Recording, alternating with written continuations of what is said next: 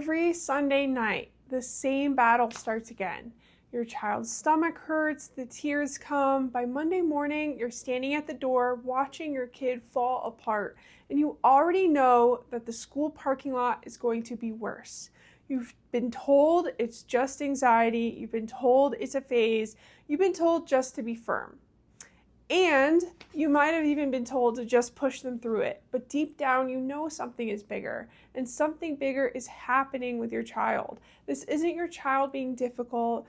This is a nervous system stuck in crisis. So let me share what we see. School refusal affects an estimated of 2 to 5% of school-age children, and most of them aren't being defiant. They genuinely want to go to school, but their nervous system responds to that environment like it's a threat. And in our office, we see these patterns every single week. A child comes in with morning stomach aches, Sunday night panic, and parents who have already tried therapy, accommodations, and sometimes even medication. And almost every time when we look back at the history, the nervous system story was there from the very beginning. Long before kindergarten ever started, that story, that nervous system history is usually there. So let me show you what's actually happening. Here's the first thing I need you to hear.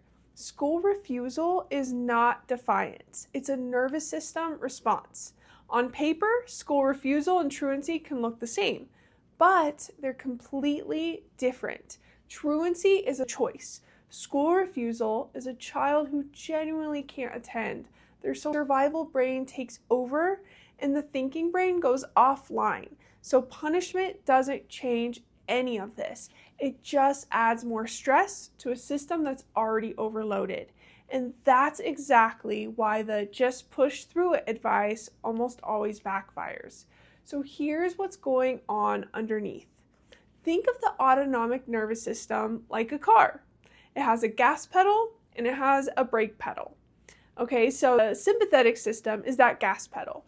Fight or flight, freeze, fawn is protection mode. Your body thinks it needs to protect itself. The parasympathetic system is the brake. Calm, rest, regulate, recover. Development happens over here as well. And in school refusing kids, that gas pedal has been stuck down for years. Their nervous system is locked in what we call sympathetic dominance, reading the classroom as danger. Now here's the piece that so often gets missed. The vagus nerve, it's the longest cranial nerve in the body. It runs through the parasympathetic system. It controls digestion, heart rate, emotional regulation, and social engagement. So when it's working well, kids can read faces, tolerate stress, feel safe around other people. But when it's compromised, the nervous system cannot tell the difference. It cannot tell the difference between safe and threatening. And those morning stomach aches, those are vagus nerve distress signals traveling from the gut straight to the brain. So how does a nervous system end up like this? For most of these kids, there's a history that started way before they were even born sometimes. We call it the perfect storm. It often begins with prenatal stress, which floods the developing baby with cortisol. It can shape how reactive the nervous system becomes. And then there's often birth trauma. So that can include forceps, vacuum, C-section, very long labor, sometimes even a very quick labor. All of it can strain the upper neck and the brainstem. And then early childhood years layer on top of that ear infections, antibiotics, sleep issues, sensory overload. So by the time this child reaches kindergarten, they don't have a behavior problem. They have a nervous system that never had the chance to build resilience. So here's how we actually help. We start with neurological insight scans to objectively measure how the nervous system is functioning. One scan is heart rate variability, shows us the balance between the gas pedal and the brake pedal.